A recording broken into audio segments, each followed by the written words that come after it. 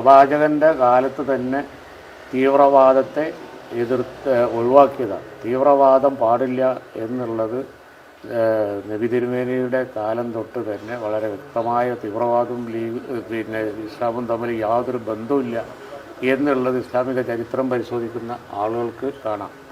തീവ്രവാദം എല്ലാ പ്രസ്ഥാനത്തിലും ഉണ്ടാവും. പക്ഷെ അതിന് മതത്തെ ഈ അക്രമികൾ ദുരുപയോഗപ്പെടുത്തുക.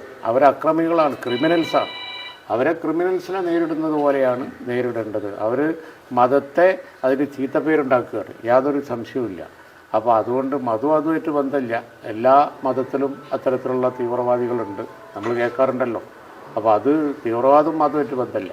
പിന്നെ വേറൊരു കാര്യമുള്ളത്, രാജ്യം ഒരു വലിയ പ്രതിസന്ധിയെ നേരിടുകയാണ്. അതാണ് താങ്കൾ ഇവിടെ പറഞ്ഞത്. രാജ്യം ഒരു വലിയ പ്രതിസന്ധിയെ നേരിടുമ്പോൾ എല്ലാവരും ഒറ്റക്കെട്ടായിട്ട് ആണ് നിൽക്കേണ്ടത്. ഇപ്പോൾ പ്രതിപക്ഷ നേതാവ് രാഹുൽ ഗാന്ധി എല്ലാ പിന്തുണയും കൊടുത്തിട്ടുണ്ട് ആക്ഷൻസിന്. അതുതന്നെയാണ് ഇന്ത്യ മുന്നണിയിലെ എല്ലാ കക്ഷികൾക്കും പറയാനുള്ളത്. രാജ്യം ഒരു പ്രതിസന്ധിയെ നേരിടുമ്പോൾ രാജ്യം ഒറ്റക്കെട്ടായി നിൽക്കും.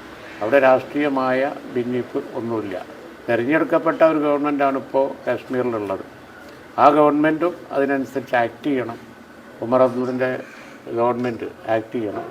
അതേപോലെ തന്നെ കേന്ദ്ര ഗവൺമെൻറ്റും ആക്ട് ചെയ്യണം. എന്താണോ തീവ്രവാദം അവസാനിപ്പിക്കാൻ ചെയ്യേണ്ടത് വെച്ചാൽ അതൊക്കെ ചെയ്യുന്നതാണ് വേണ്ടത്. അതിൽ യാതൊരു സംശയവുമില്ല.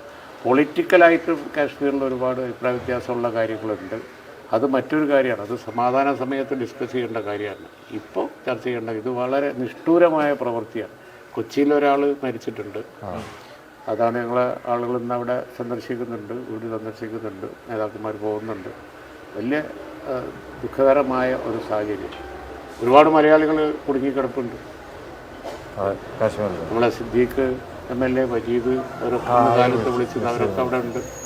അതുപോലെ തന്നെ വേറെ ഒരുപാട് നമ്മളെ ആളുകളുണ്ട്.